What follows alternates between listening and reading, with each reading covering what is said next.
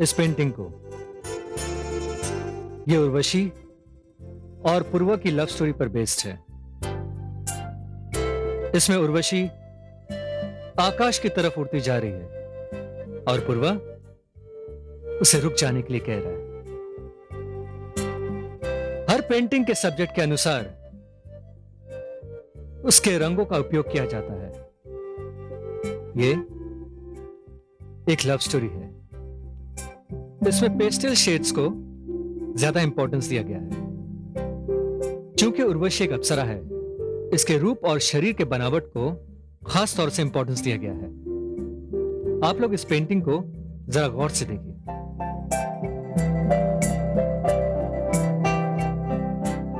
इस पेंटिंग की अच्छाइयों और बुराइयों पर मैं कल डिस्कशन करूंगा। आप लोगों को कुछ पूछना या कहना है? Yes sir. पूछो। सर, एक हफ्ते पहले जब हमने आपके बारे में सुना कि आप इस इंस्टीट्यूट में आ रहे हैं, तो मैंने यही सोचा था, आप 55-60 साल के तो जरूर होंगे। क्या नाम है आपका? Sir Anjali. Yes miss Anjali. आप किसी भी आर्टिस्ट को उम्र की पाबंदियों में नहीं बांध सकते। मेरे पिताजी भी एक आर्टिस्ट थे। 3-4 साल का था तब से मैंने ब्रश पकड़ना सीख लिया था। एनीवे, आज के लिए इतना ही। बाकी की बातें कल होंगी। ओके, अभी मुझे जाना है। Thank you very much. Bye bye.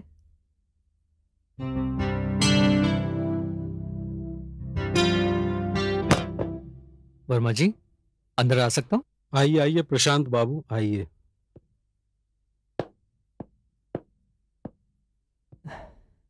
बैठिए, मैंने आपकी प्रॉब्लम सॉल्व कर दी। वर्मा जी, आपको मेरे लिए मकान मिल गया? जी हाँ प्रशांत बाबू, बढ़िया 3 कमरों का, अच्छी लोकेलिटी, इलाका शांत और डिपॉजिट कुछ नहीं। आपको बस 3,000 रुपए महीने के हिसाब से 11 महीने का किराया एडवांस में देना होगा। आप जो कह रहे सच है ना? अरे 100% सच। आप कहें तो स्टैम्प पेपर पर लिख कर दे दूं? अरे नहीं नहीं, मैं तो सिर्फ मजाक कर रहा था। बड़ी मेहरबानी आपकी। और ये है उस घर का पता, आप वहां चले जाइए, मकान मालिक मिल जाएगा। Thank you very much. अच्छा, मैं चलता हूं।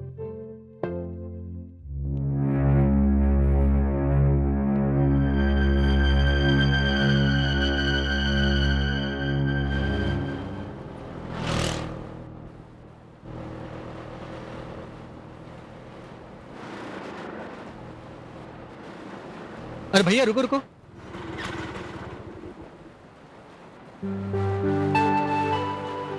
एक्सक्यूज मी, आप कहीं जा रही हैं? मैं छोड़ दूं आपको? No thank you. देखिए, घबराने की कोई जरूरत नहीं है। मैं आपको छोड़ देता हूं। बताइए कहां जा रही हैं आप? स्वराज नगर। अरे स्वराज नगर, मैं भी तो वही जा रहा हूं। आइए आइए, मैं आपको छोड़ देता हूं। देखिए, आप घबराइए मत। आइए ना, आइए आइए आइए।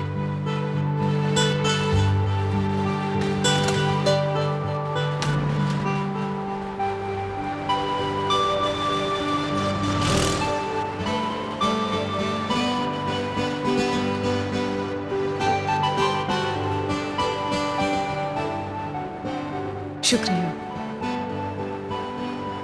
अरे, इसमें शुक्रिया की क्या बात है? आपने मुझे देखकर ऑटो रोकी, मुझे लिफ्ट दी, इसलिए। वैसे to be very frank with you, डर तो मैं भी गया था कि आप बुरा मान जाएंगे। नहीं नहीं, आप बहुत अच्छे इंसान हैं। बस यहाँ रोक दीजिए। मैं आपको छोड़ देता हूं। छाता है मेरे पास। मैं वैसे भीग चुकी हूँ, आप तकलीफ क्यों करते हैं? शुक्रिया।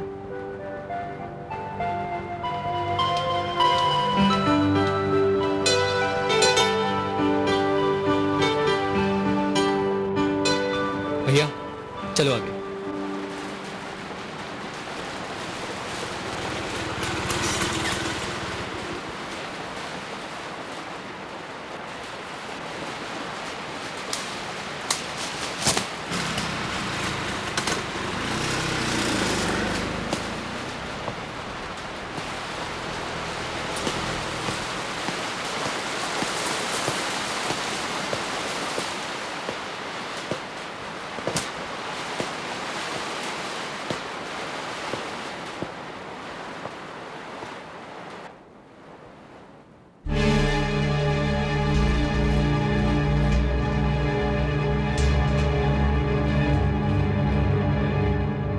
प्रशांत बाबू। जी आप शर्मा जी। जी हाँ, मुझे वर्मा जी ने आपके बारे में सब बता दिया था। अच्छा। मैं आप ही का इंतजार कर रहा था। आइए आइए आइए आइए प्रशांत बाबू, ये हमारा ड्राइंग रूम है और बेडरूम और बाथरूम उस तरफ है। कैसा लगा आपको? बहुत अच्छा शर्मा जी, कितनी शांति है यहाँ पर। देखिए, आपकी जरूरत की हर चीज यहाँ मौजूद है, बस आप अपने कपड़े लेके आ जाइए। ठीक है शर्मा जी, मैं कल ही आ जाता हूँ यहाँ पर। ठीक है, मैं आपका एग्रीमेंट तैयार रखता हूँ। नमस्ते। नमस्कार।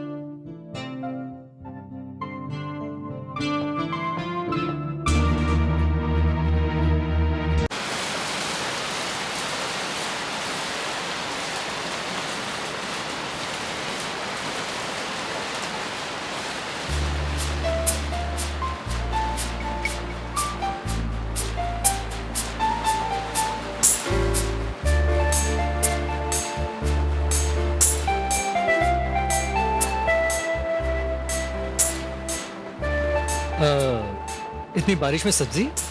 एक्चुअली जब मैं घर पहुंची तो मैं वैसे ही भीग चुकी थी, तो माँ ने कहा कि सब्जी लेने चले जाओ, इसलिए मैं सब्जी लेने आ गई। आई सी, लगता है आप यहीं कहीं आसपास रहती हैं। हाँ, मैं यहाँ पास में ही रहती हूँ। और आप? मैं कल से शर्मा निवास में रहने आ रहा हूँ। आप सर्विस करते हैं?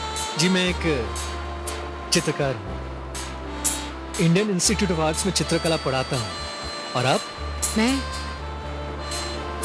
यूं समझ लीजिए कि कला से मेरा भी गहरा रिश्ता है। रियली? खैर, अब आप नजदीक रहने आ गए हैं तो फिर मुलाकात होगी।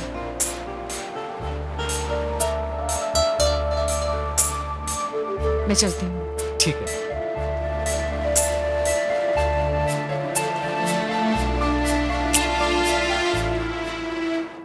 कहिए, कैसा लगा मकान? वर्मा जी, आपकी मेहरबानी से एक बहुत अच्छा मकान बहुत कम किराए पर मिल गया। मैं निजी तौर पर जानता हूँ शर्मा जी को। ये मकान काफी दिनों से खाली पड़ा था और वो ऐसे वैसे किसी किराएदार को देना नहीं चाहते थे। अब आपसे अच्छा किराएदार उन्हें कौन मिलेगा? वैसे आप अपनी पत्नी कब लाने वाले हैं? वर्मा जी, मेरी तो शादी नहीं हुई अब तक। मम्मी पापा जबलपुर में हैं, अपना पुश्तैनी घर वो छोड़ना नहीं चाहते हैं। बस कभी कभार आते जाते रहेंगे। जैसे प्रशांत बाबू, आपके लिए मकान ढूंढना है, वैसे पत्नी भी ढूंढनी होगी। मेरी मम्मी भी वही चाहती है, लेकिन क्या करूं, किसी लड़की के साथ कुंडली नहीं मिलती। प्रशांत, हो जाएगा। समय आने पर सब कुछ ठीक ठाक हो जाएगा। घर भी मिल गया है, देख लेना, पत्नी भी मिल जाएगी।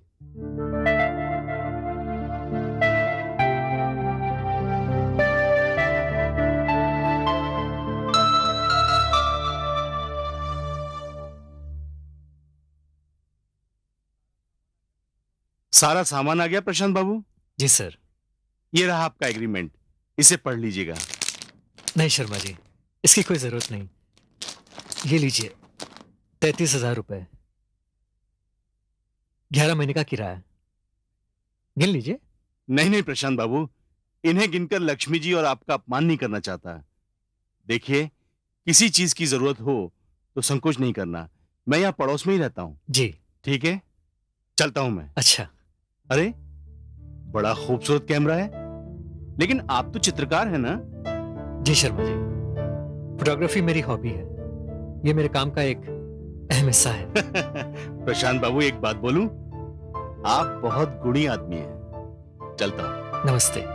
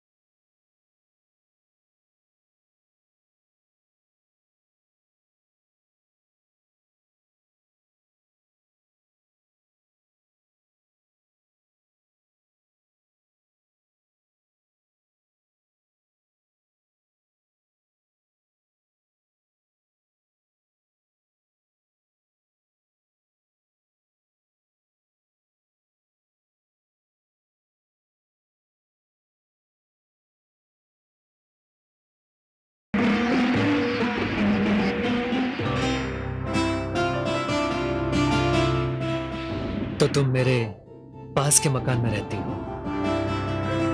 ना जाने कब से तुम मेरी कल्पना पर छा गई हो।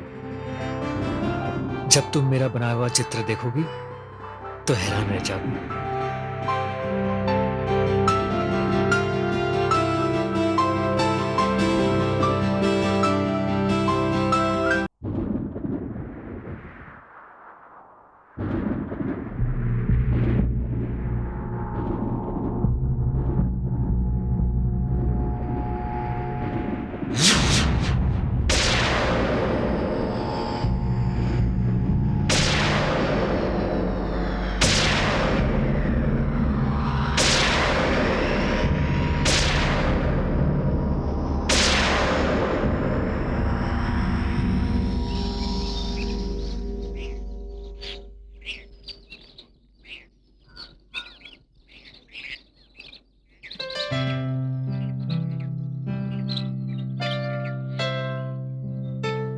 प्रशांत बाबू,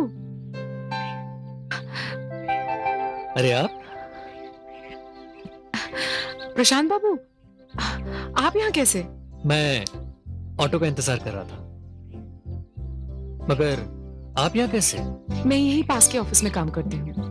अच्छा, प्रशांत बाबू, लेकिन पहले आप ये बात बताइए, आपको मेरा नाम कैसे पता? आप बहुत जल्दी भूल जाते हैं। उस दिन जब आपने मुझे ऑटो में लिफ्ट दी थी, आप ही ने मुझे अपना नाम बताया था। अच्छा, बताया होगा।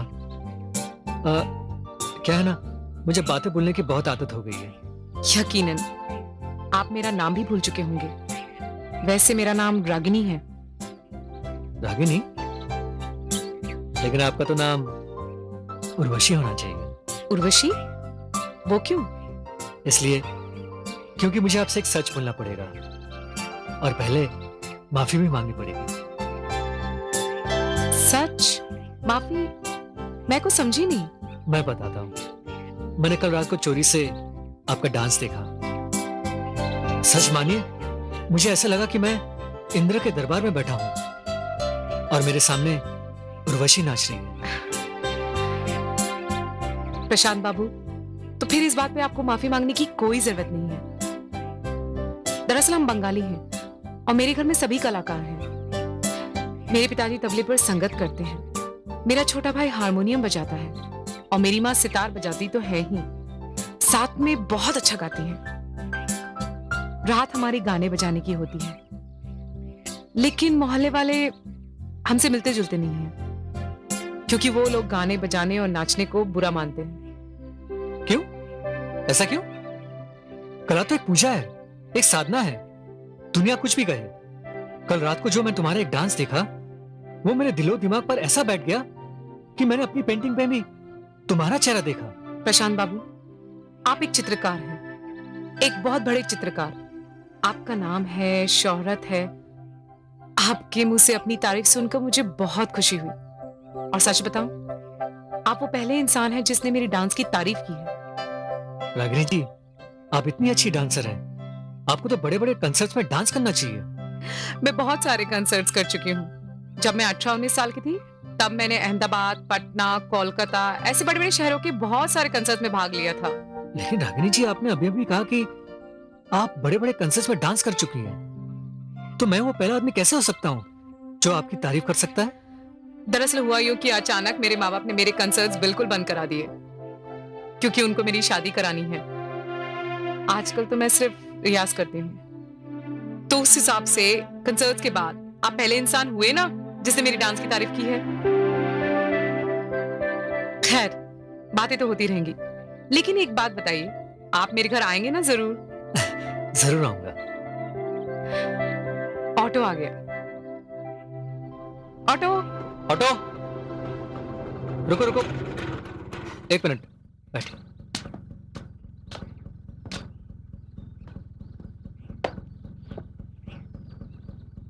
चलो भैया।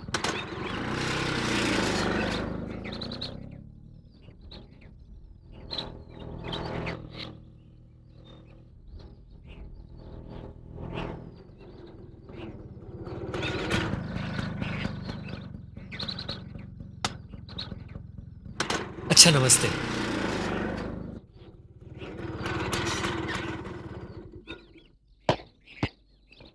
ये लो भैया 50 रुपए। अरे प्रशांत बाबू आ गए आप? आइए आइए प्रशांत बाबू, मैं आप ही का इंतजार कर रहा था। नमस्ते शर्मा जी। नमस्ते। आइए ना अंदर। नहीं बस ठीक है। मैं ये पूछने आया था कि कल की रात कैसी बीती? बहुत बढ़िया। शुक्र है भगवान का। वैसे प्रशांत बाबू, आप अकेले रहते हैं, खाने पीने की तो दिक्कत होती होगी ना? नहीं जी, कोई दिक्कत नहीं होती, मैं कहीं भी खा लेता हूँ।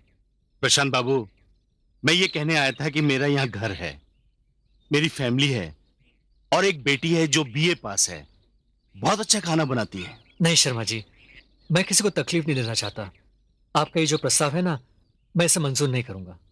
चलो ठीक है, लेकिन एक दिन मेरे यहाँ खाना खाने तो आ सकते हो ना? जरूर आऊंगा। मैं कल शाम का खाना आप ही के यहाँ खाऊंगा। क्या है ना, आप ठहरे मकान मालिक, मुझे मकान से बाहर कर दोगे तो मेरा क्या होगा? तो कल की शाम पक्की? पक्का जी। थैंक यू, मैं चलता हूँ। नमस्ते। नमस्ते।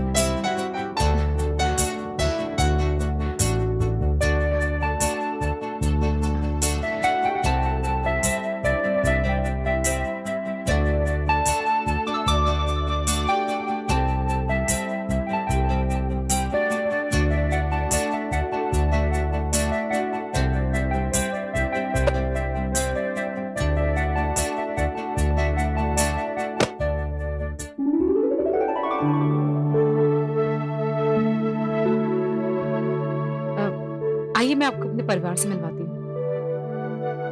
पिताजी आइए।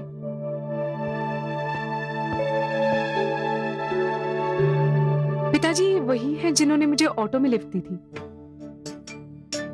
ये मेरे पिताजी हैं निरंजन सान्याल। नमस्कार दादा। नमस्कार। ये मेरी माताजी हैं करुणा सान्याल।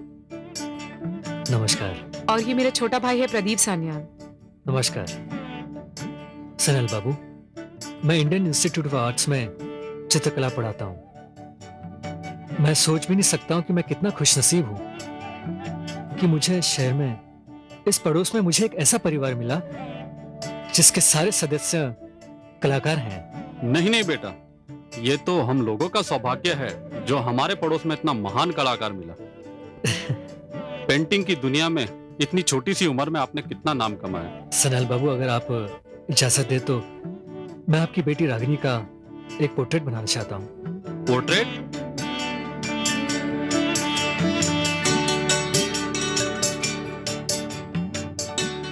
सनैल बाबू, आप चिंता मत कीजिए।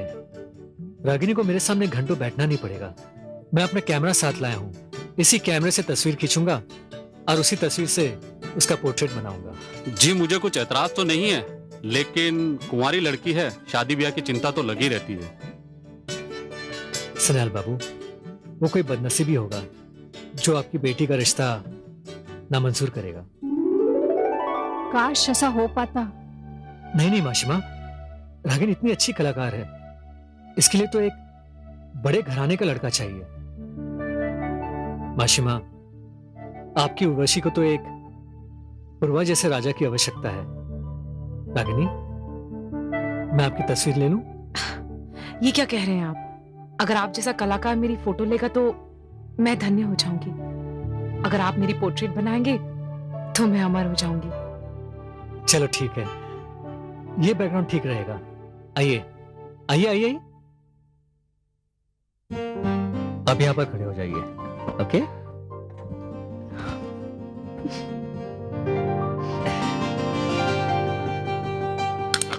ये लग गया फ्लैश।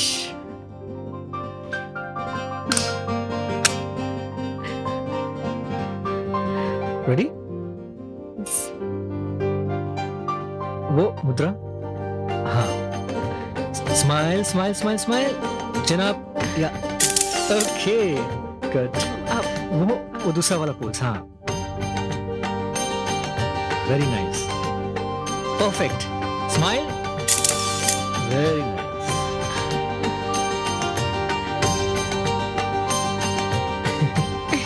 एक और पोज देना, वन मोर, लेंस पे लुक दो, हाँ, चलो।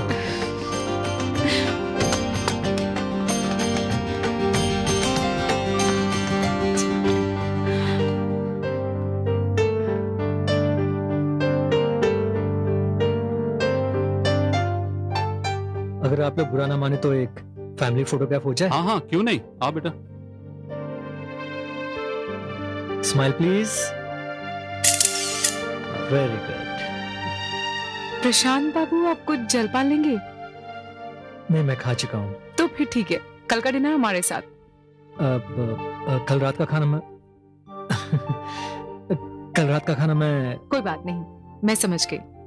चलो ठीक है, मैं शर्मा जी को मना कर दूंगा, लेकिन मैं कलाकार को नहीं मना कर सकता। कल रात का खाना आप ही के यहाँ खाऊंगा। अच्छा, नमस्ते। नमस्कार। चलिए मैं आपको छोड़ देती हूँ। ठीक है। भाई लड़का काफी अच्छा है।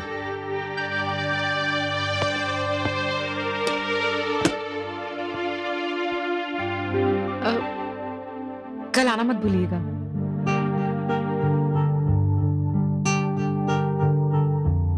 जी, मैं जरूर आऊंगा। अच्छा, नमस्ते।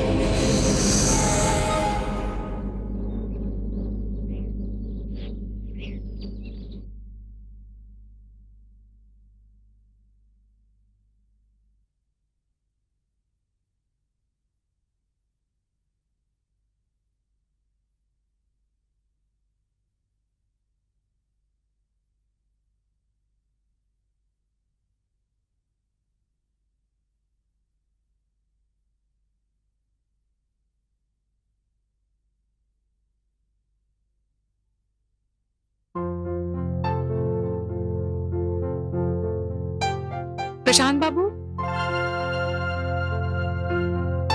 अरे रागिनी जी, आप? प्रशांत बाबू, आपके लिए चाय लाई हूँ। थैंक यू, लेकिन आपने तकलीफ क्यों की? इसमें तकलीफ कैसी? यूं कहिए कि आपने दरवाजा खुला रखा था, इसलिए मैं अंदर आ गई। दरवाजा खुला रखा था? प्रशांत बाबू, हाँ? अच्छा ये बताइए कि आप नाश्ते में क्या लेंगे?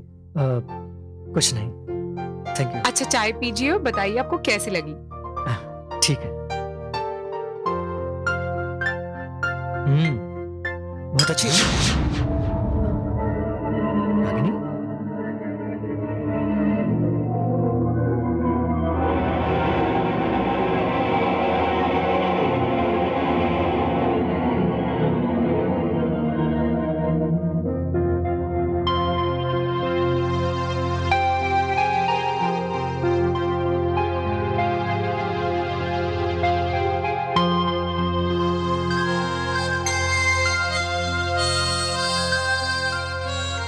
आप क्या कह रहे हैं? मेरी तो कुछ समझ में नहीं आ रहा।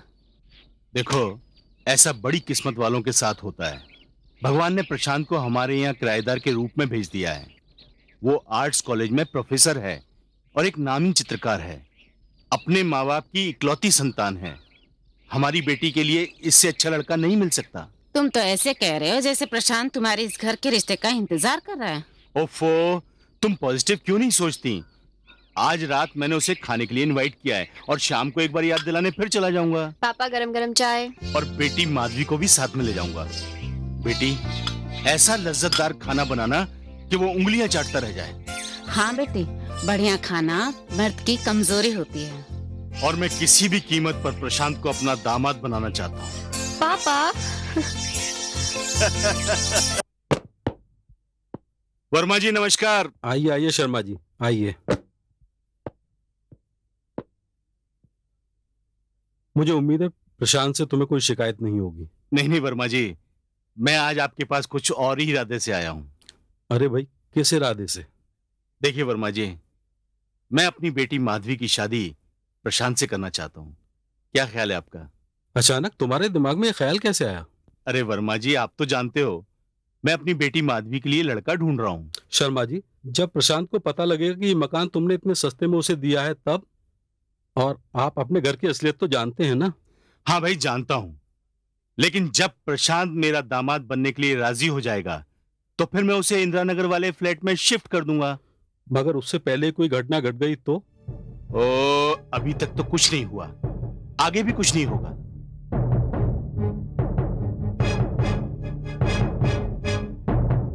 माधवी बेटी, बेटी माधवी, माधवी बेटी। जी पापा। अरे तुम अभी तक तैयार नहीं हुई? पापा, अगर मैं भी आपके साथ उन्हें बुलाने चली गई तो यहाँ खाना कौन बनाएगा? हाँ ये तो सही है। अच्छा तुम यहाँ रुको, मैं उन्हें लेकर आता हूँ। जी पापा।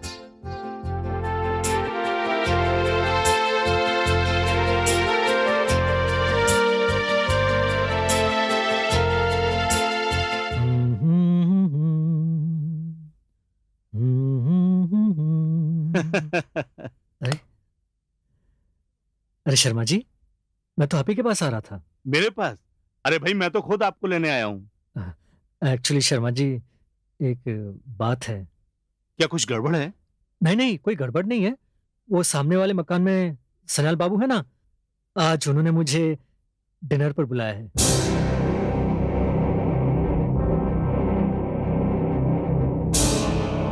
क्या? शर्मा जी, मैं कल शाम को आपके घर आ जाऊंगा। क्या है ना कि मैं उन्हें मना नहीं कर पाया। ये क्या कह रहे हैं आप? देखिए शर्मा जी, अगर आपको कोई प्रॉब्लम है तो मैं उन्हें मना कराता हूँ। मैं क्या बताऊं आपको? ठीक है शर्मा जी, मैं अभी उन्हें मना कराता हूँ। आप यहीं रुकिए, मैं यूं गया यूं आया। प्रशांत बाबू, अभी आया।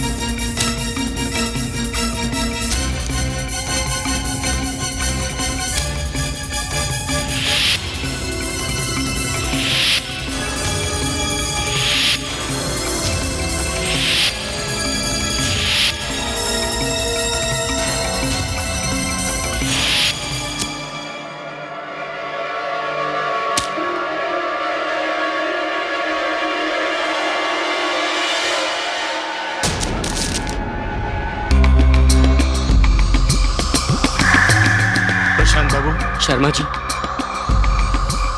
यहाँ पर तो कुछ भी नहीं है। कल रात जिस हवेली में जश्न का माहौल था, आज यहाँ पर तो बिल्कुल खंडहर है।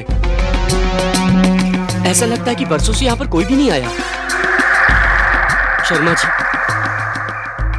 ये सब क्या हो रहा है?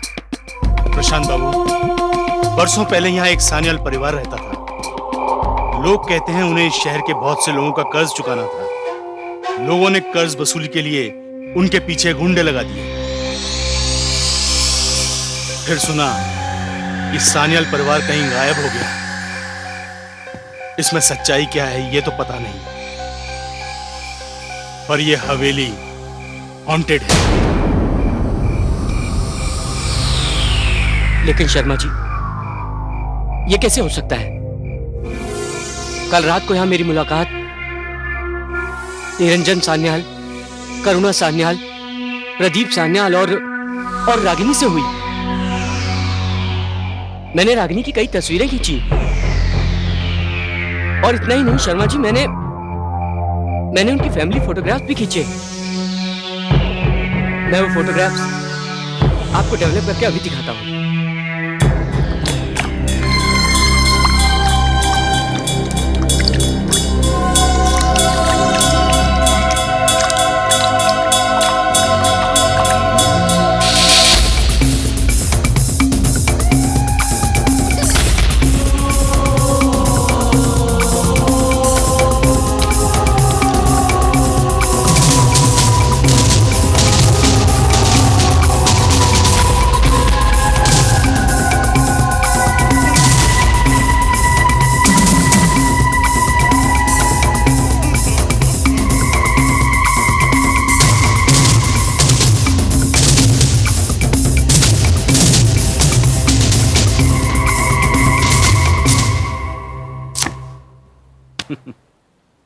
मैं तो आपको पहले ही कह रहा था, लेकिन आप मेरी बात नहीं मान रहे थे।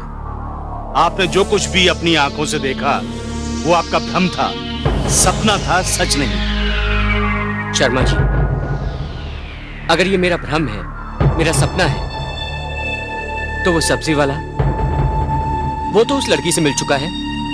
चलिए, मैं आपको उस सब्जी वाले से मिलवाता हूं। लेकिन प्रशांत बाबू, बाहर तो बहुत तेज बारिश है, तूफान है। शर्मा जी, अपने आप को सच्चा साबित करने के लिए मैं किसी भी तूफान का सामना कर सकता हूं। चलिए मेरे साथ।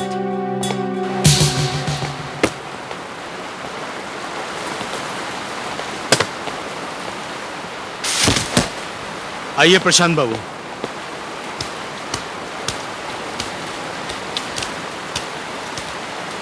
अरे भैया, आइए साहब, का चाहिए? नहीं, कुछ नहीं। याद है उस बारिश के दिन एक लड़की आई थी सब्जी खरीदने के लिए? काफी बारिश हो रही थी और उसके पास छाता भी नहीं था।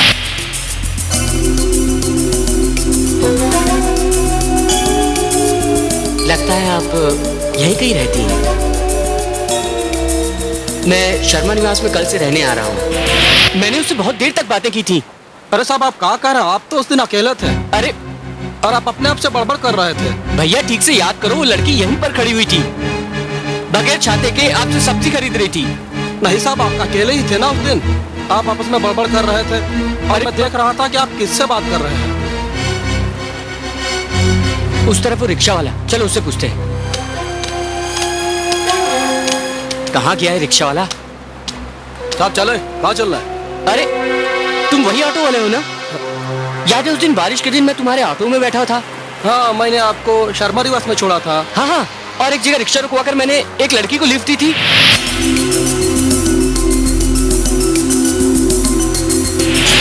लड़की? हाँ, काफी देर तक हम लोग बातें कर रहे थे यहाँ बैठकर। अरे साहब, आपने एक जगह रिक्शा रोकने को बोला, मैंने रिक्शा रोक दिया, फिर आप अकेले में बड़बड़ करते रहे। फिर मैं चला तो रास्ते पर आप अकेले में बड़बड़ करते रहे थे। मैंने सोचा कि किसी किसी को आदत होती है बड़बड़ करने की। क्या मतलब है तुम्हारा? हाँ? क्या मैं पागल हूँ? अरे बाबू, मैं पागल हूँ? छोड़ो यार, समझने की कोशिश की। चलिए चलिए। बेवकूफ समझता है मुझे। चलिए। प्रशांत बाबू, मैं आपको पहले ही कह रहा था। आप क्या समझते हैं, मैं पागल हूँ? दिन दहाड़े सपने देखता हूँ? एक दिन आपको गलत साबित कर दूंगा। आइए।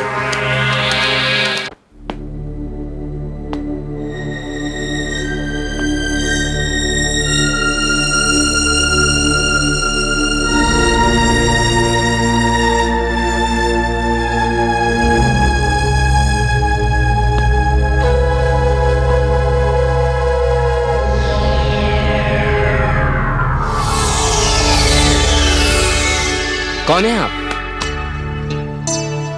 मैं माधवी हूँ, शर्मा जी की बेटी।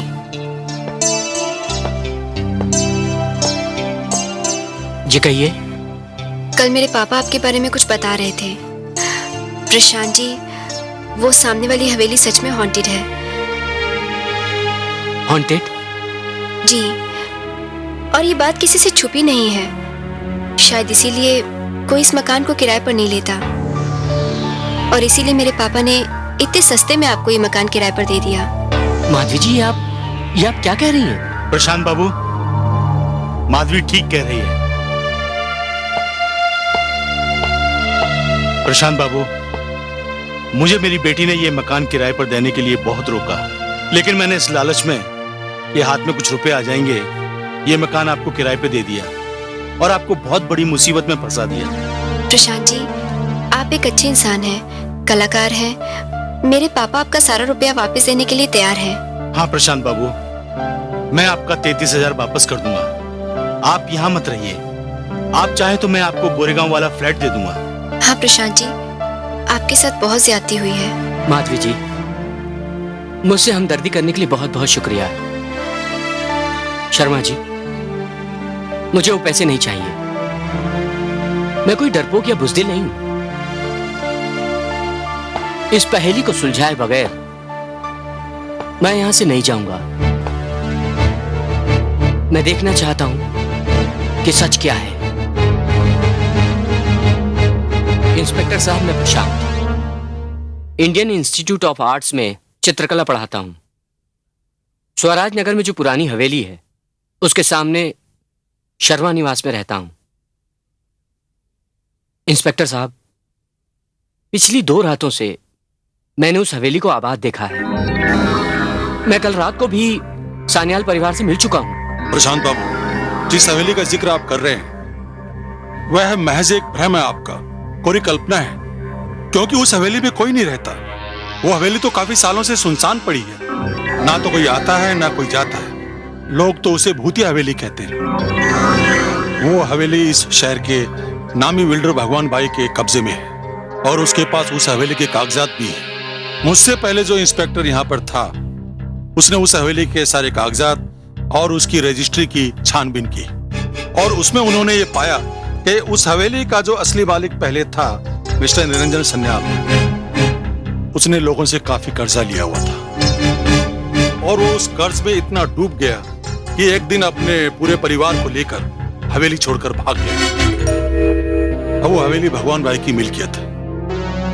लेकिन एक बात मेरी समझ में नहीं आती प्रशांत बाबू, जब भी वो उस हवेली पर कुछ कंस्ट्रक्शन का काम करना चाहते हैं कोई ना कोई हादसा हो जाता है। या तो कभी कोई एक्सीडेंट हो जाता है या फिर किसी की मौत। लेकिन इंस्पेक्टर साहब, ये सारी बातें अफवाह भी तो हो सकती हैं। मिस्टर प्रशांत, मेरे नॉलेज में ये सारी बातें सच है। अगर मैं इसकी असलियत आपके सामने ले आऊं तो मैं आपकी पूरी मदद करूंगा, ये मेरा आपसे वादा है।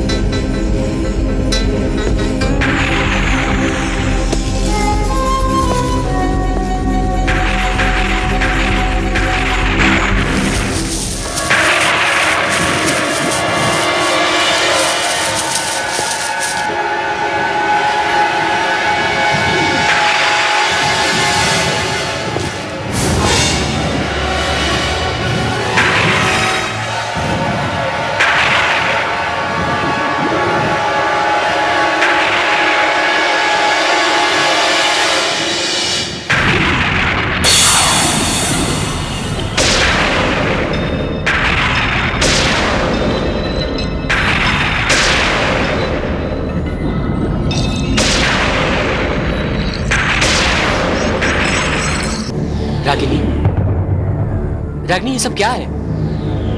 क्या तमाशा है? क्या नाटक है? प्रशांत बाबू, आप शांत हो जाइए प्लीज। शांत हो जाऊं? मैं शांत हो जाऊं? यहाँ रात को कुछ और होता है और दिन को कुछ और। तुम और तुम्हारा परिवार लोगों के साथ आंख मिचौली क्यों खेल रहा है? आखिर क्यों?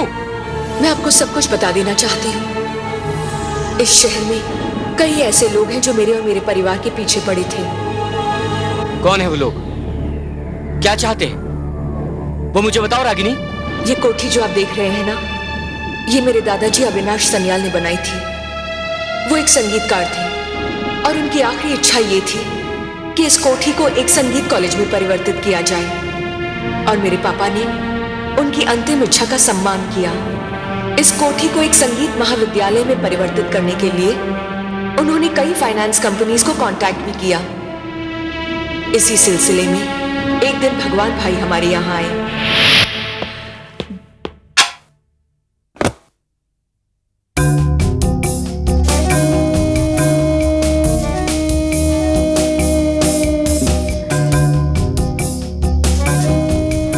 नमस्कार भगवान बाबू। डरने का नहीं, आप उनका आदमी लोग हैं। जी। वो क्या है सन्याल साहब, आदमी के साथ कहीं भी कुछ भी हो सकता है, तो खुद का सेफ्टी के लिए कुछ तो करना पड़ेगा। डरने का नहीं। आइए, अंदर आइए।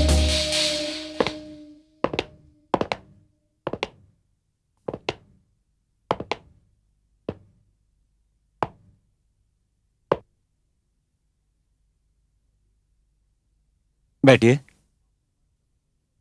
आपने हमारा प्रपोजल देखा? दरअसल इस हवेली को कॉलेज में बदलने के लिए इसके एक हिस्से को तोड़वाकर बनाना होगा। देखा, अपन तुम्हारा वो फाइल देखा, लेकिन सन्याल, तुम अपना प्रपोजल देखेगा ना तो तुम्हारे पैर के नीचे का जमीन खिसक जाएगा। जी जी, अग्रीमेंट देख देख, आंख बंद करके साइन करने वाला अग्रीमेंट। ये क्या भगवान बाबू, हमने तो आपकी फाइनेंस कंपनी से सिर्फ 50 लाख का लोन मांगा था। बराबर है, अग्री करता है, मानता है। अब तुमको अपन 50 लाख देगा और ये हवेली खरीद डालेगा, और उसके बाद वो यहाँ पे वो बड़ा बड़ा वो दुकान वाला क्या बोलता है उसको, माल बनाएगा, और 5-6 फिल्म लगता वैसा मल्टीप्लेक्स बनाएगा। अपन को बस चलेगा ना तो ये कैसीनो बनाएगा। कैसा लगा तुमको हमारा प्रपोजल?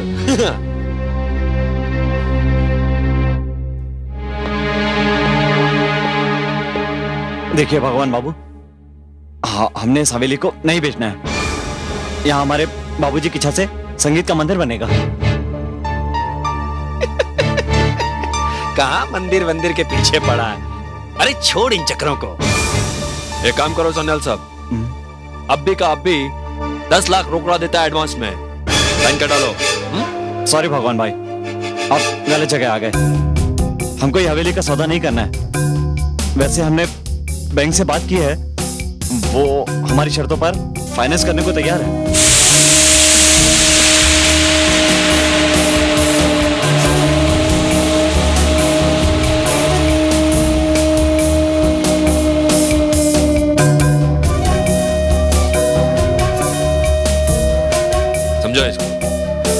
समझा इसको कि भगवान भाई को जो चीज पसंद आ जाती है वो उसकी हो जाती है, और जो चीज अपन खरीद नहीं सकता उसको छीन लेता है। धमकी मत दीजिए। आप जो चाहते हैं ना वो किसी भी कीमत पर नहीं होगा। बहुत बोला रे तू। अब अपन तेरे को 24 घंटे का मोहलत देता है, सुमड़ी में साइन कर, वरना चलो रे।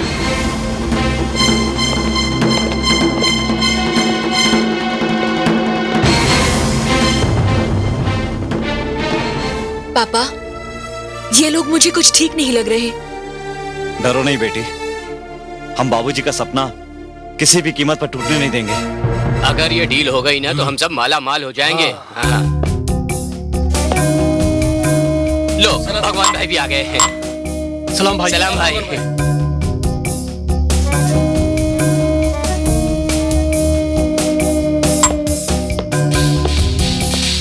याद है? सब ठीक है। एग्रीमेंट हो गया भगवान भाई? हो जाएगा, फिकर नॉट। उस निरंजन सन्याल को समझाना पड़ेगा। हो जाएगा। वो तो आप जाने, हम तो एडवांस लेकर आए हैं। इस प्रोजेक्ट में हमारी पार्टनरशिप तो होनी चाहिए भगवान भाई। काय को डरता है तुम लोग? बोला ना, इस बार तुम लोग है अपन का साथ। अच्छा तो हम चले? हाँ चलो। चलो।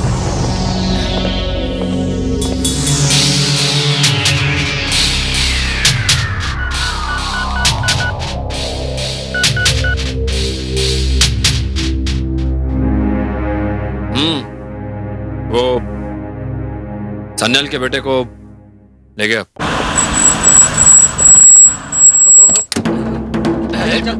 छोड़ो मुझे, कहाँ लेके जा रहे हो? छोड़ो।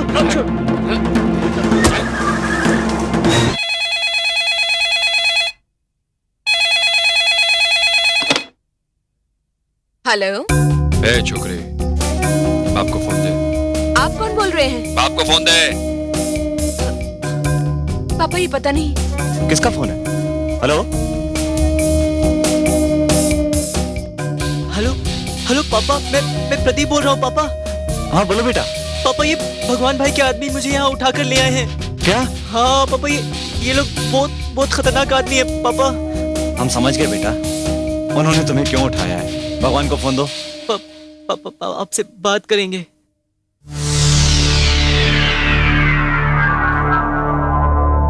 बोल। मैं कोठी तुम्हारे नाम रजिस्ट्री करने को तैयार हूँ। तो तेरे बेटे को छोड़ देता है अपन।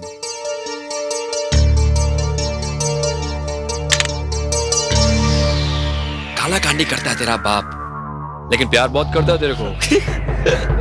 खुल रहे।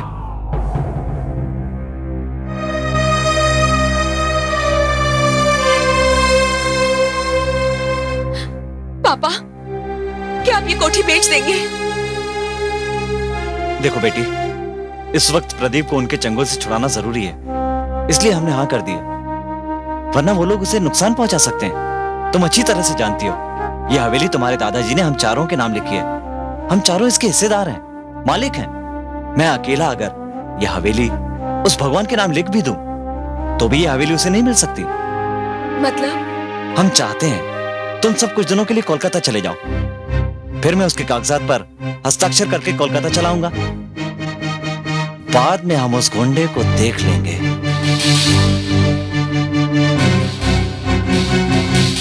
बाबूलाल, तुम हमारे काफी पुराने आदमी हो, हमें तुम पर पूरा भरोसा है। इस वक्त और किसी पर हम भरोसा नहीं कर सकते। किसी भी तरह फौरन तुम इन सबको लेकर कोलकाता चले जाओ। आप चिंता मत कीजिए साहब, आपके लिए तो मेरी जान भी हाजिर है। हमें तुमसे यही उम्मीद थी। जाओ जल्दी जाओ।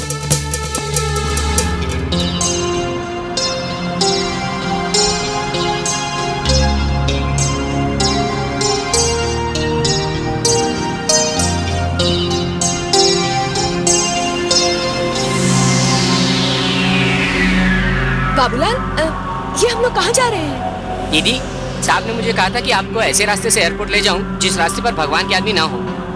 अच्छा अच्छा।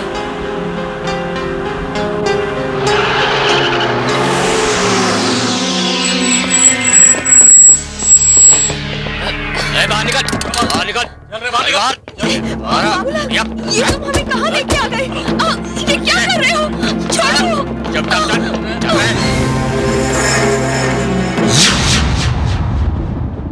प्रशांत बाबू, भगवान भाई के आदमियों ने हमें 24 घंटे बंगले में बंद रखा और 24 घंटे के बाद हमारे हाथ पांव बांधकर, हमारे मुंह पर पट्टी बांधकर वो हमारी कोठी पर हमें ले आए।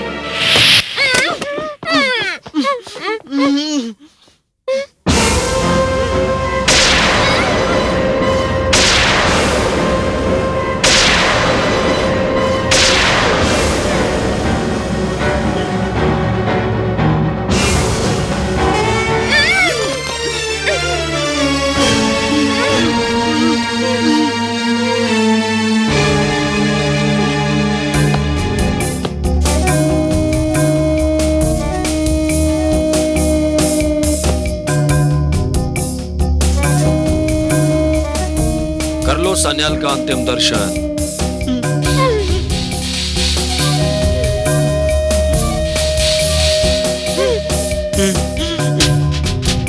अब उनको बहुत अफसोस है, वो बेचारा तुम लोग का दर्शन नहीं कर सका।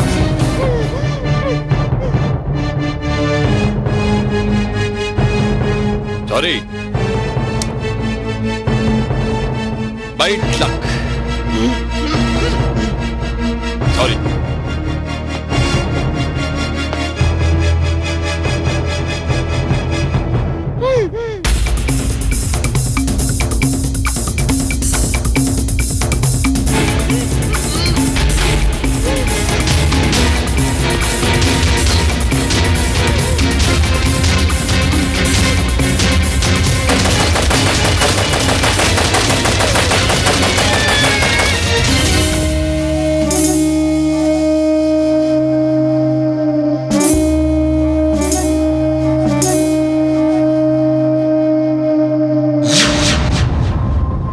और हमें इस बेदर्दी से मारा गया। रागिनी, रागिनी, तुम कहना चाहती हो कि तुम जिंदा नहीं हो? हाँ प्रशांत बाबू, लेकिन आप डरिए मत। पिछले 5 साल से मेरी आत्मा भटक रही है इंसाफ के लिए।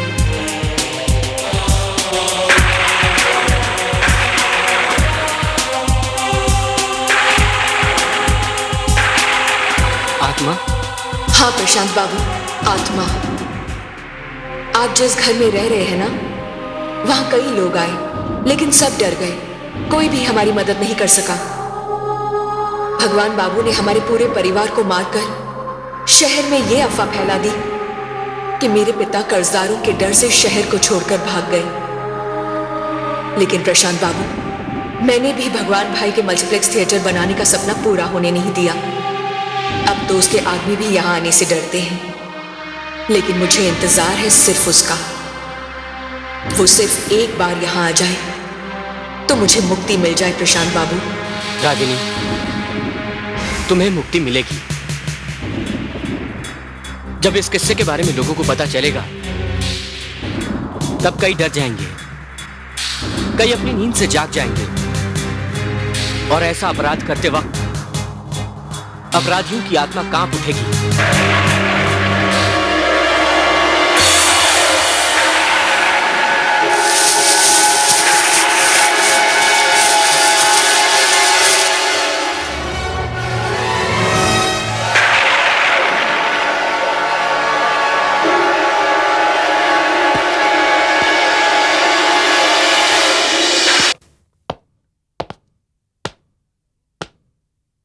प्रशांत बाबू, प्रशांत बाबू। पापा शायद वो अंदर होंगे। चलो देखते हैं। प्रशांत बाबू, यहाँ तो कोई नहीं दिख रहा। पापा मैं अंदर देखूं? हाँ देखो। प्रशांत बाबू, प्रशांत बाबू।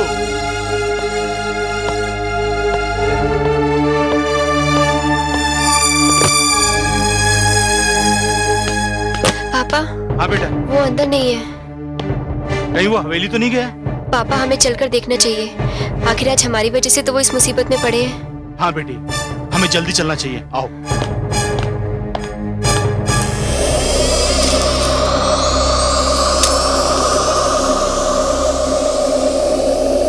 प्रशांत बाबू, प्रशांत बाबू।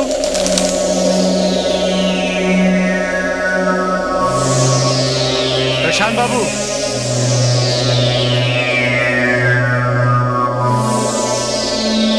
प्रशांत बाबू।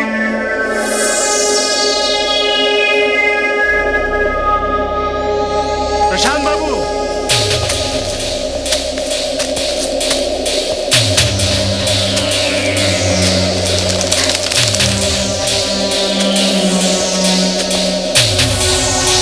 प्रशांत बाबू। प्रशांत बाबू।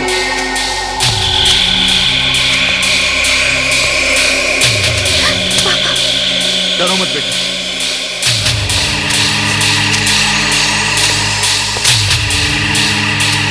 बाबू, डरो मत बेटा, मैं तुम्हारे साथ हूं।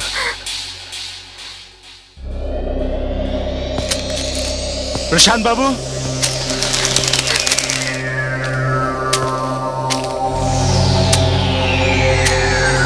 प्रशांत बाबू, बेटे घबराओ मत, सब ठीक हो जाएगा।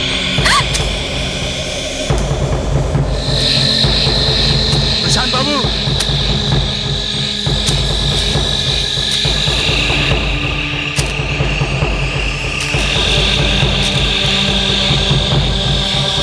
प्रशांत बाबू,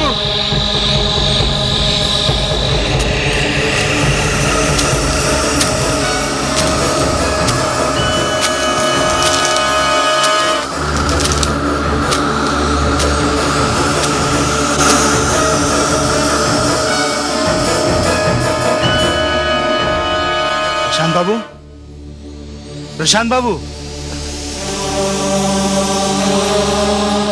आप लोग?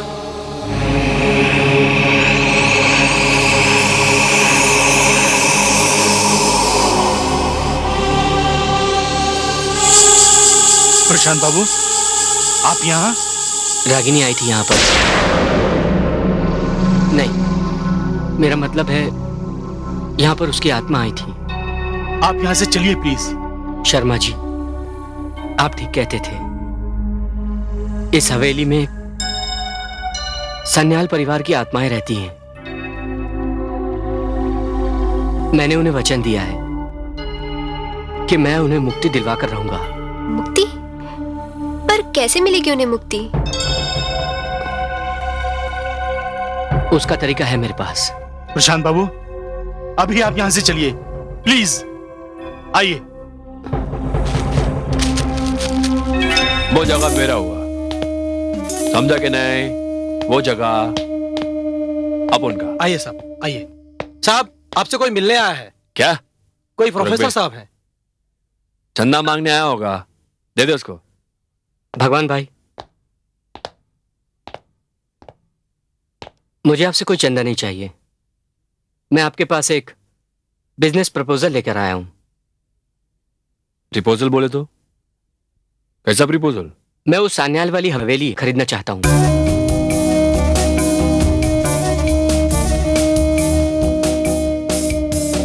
वो हवेली में तो भूत भूत है, तू उस हवेली का क्या करेगा? नहीं, ये सब बातें झूठी है। मैं खुद वहां पर 2 रातें बिता चुका हूं।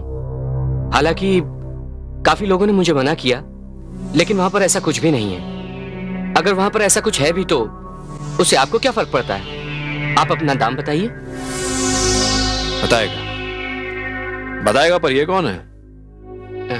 मेरा नाम नरेंद्र शर्मा है। हवेली के सामने वाला जो शर्मा निवास है उसका मैं मालिक हूं। तू ले गया इसको, ठीक है।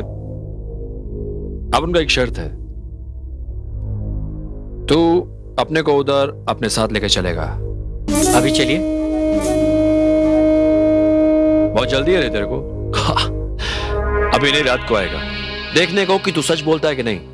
तू सच बोलता रहेगा, तू जैसा कहेगा वैसा करेगा अपन। वैसे भी वो हवेली सड़ गया रे अपने लिए। ठीक है, आज रात को 12 बजे मैं आपका इंतजार करता हूं। कट ले।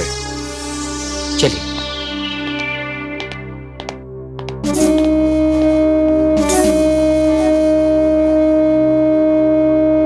भाई, क्या इतना रात को तुम हवेली में जाओगे?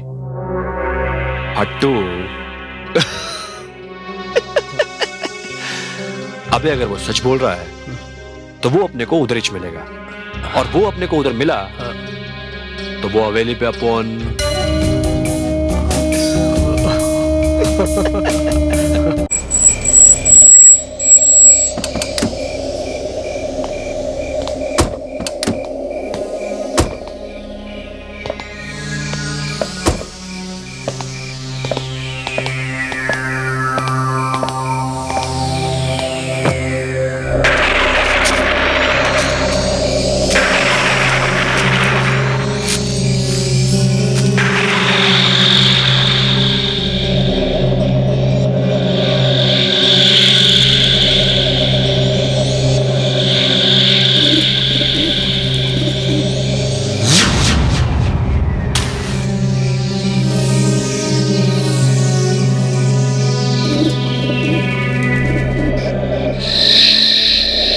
जगह।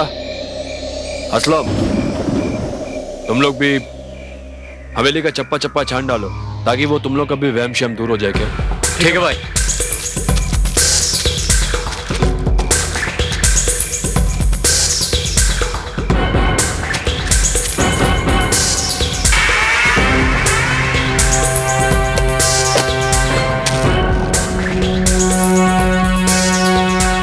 चलिए।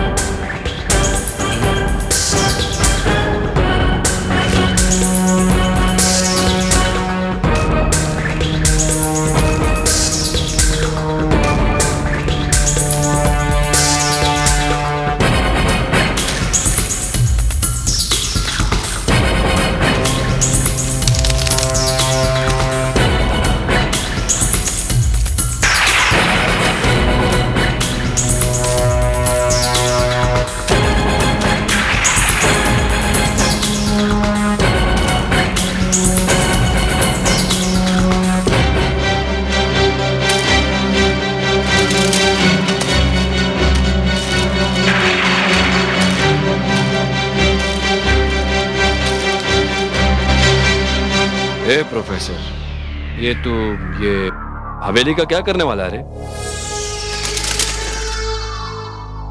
मैं यहाँ पर एक बड़ा सा विद्यालय बनाना चाहता हूँ। विद्यालय बोले तो इंस्टीट्यूट। वो सिखाने वाला? हाँ।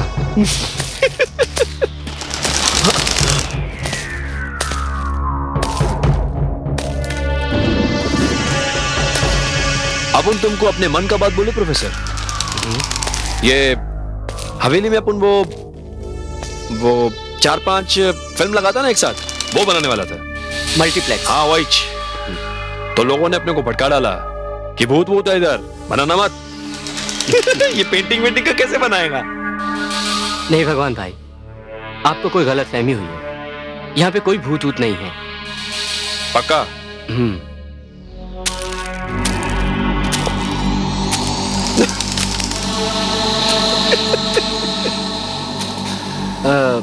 भगवान भाई एक बात बताइए। पूछ। ये मकान तो सन्याल परिवार का था। हाँ बराबर बोला। वो बहुत लोगों से कर्जा लिया था, सारा पैसा अपन ने चुकाया, अपना हो गया ये। लेकिन एक बात बोलूं प्रोफेसर, उसके बाद वो लोग गायब हो गए रे।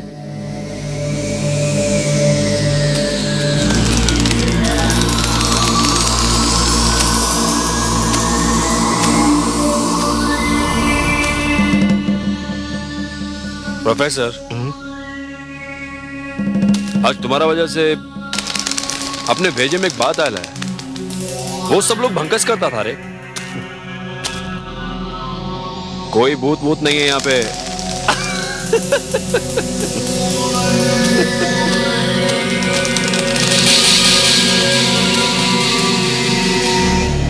अपन एकदम सॉलिड फैसला किया है।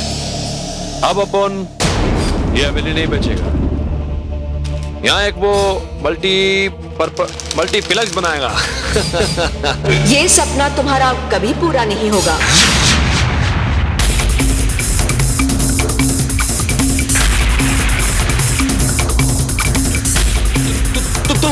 हाँ, मैं वही लड़की हूँ, वही लड़की जिसकी माँ और उसके भाई के साथ तुमने गोलियों से उसे भून डाला था। हाथ पैर बंधे हुए थे, मुंह पर पट्टी थी। ये तो भगवान भाई का आवाज है। चलो चलो।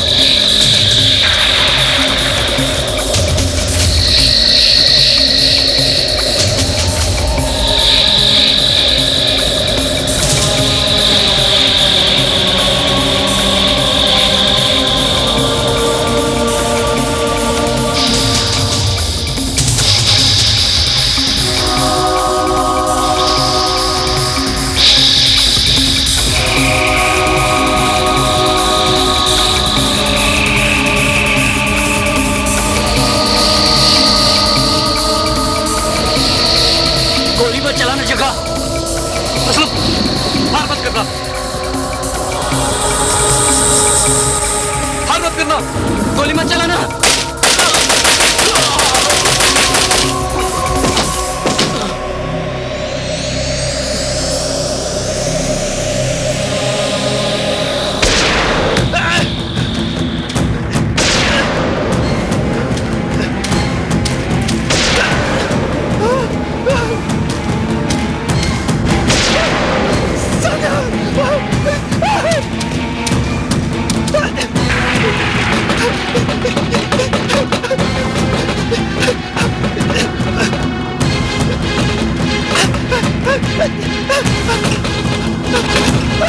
भगवान भाई, तुम्हें कोई नहीं बचा सकता। तुम्हें अब भी उम्मीद है कि तुम इस मकान से बाहर चले जाओगे? तुमने हमेशा से अपने गुंडों के दम पर, अपने मसल पावर के बल पर, अपने पैरों के जोर पर लोगों से उनके मकान, उनकी उम्मीदें, उनके सपने, उनकी जमीनें छीनी और फिर उन्हें बेदर्दी से मारा है। अब उनसे गलती हो गया, कसम से आयशा पर, अगली बार ऐसा नहीं होगा। नहीं भगवान भाई, अगर मैंने तुम्हें माफ कर दिया ना, तो भगवान मुझे कभी माफ नहीं करेगा। याद है तुमको? याद है तुमको तुमने मेरे पापा को किस बेदर्दी से मारा था? अब तुम उसी तरह तड़प तड़प के मरोगे, तड़प तड़प के मरोगे।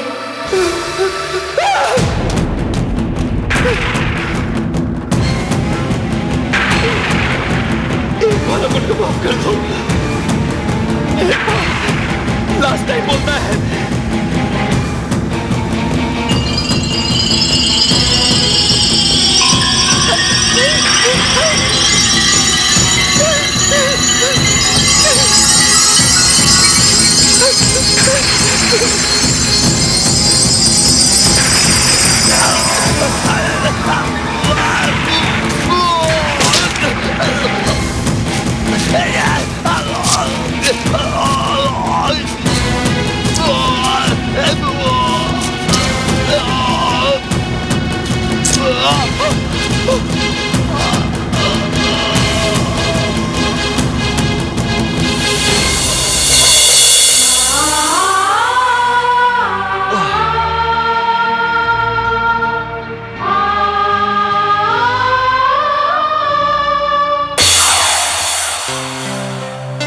प्रशांत बाबू, आज मैं अपनी बेटी माधवी का हाथ आपके हाथ में दे रहा हूं। मैंने और मेरे परिवार ने यह फैसला किया है कि आज से आप हमारे दामाद होंगे और आप यहां नहीं, हमारे गोरेगांव वाले फ्लैट में रहेंगे।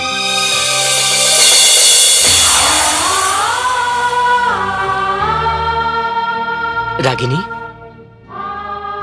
हाँ, अब इसकी कोई जरूरत नहीं है, क्योंकि खूनियों को उनके अपराध की सजा मिल चुकी है और प्रशांत बाबू, आपके कारण हमारे परिवार को मुक्ति। बहुत बहुत धन्यवाद।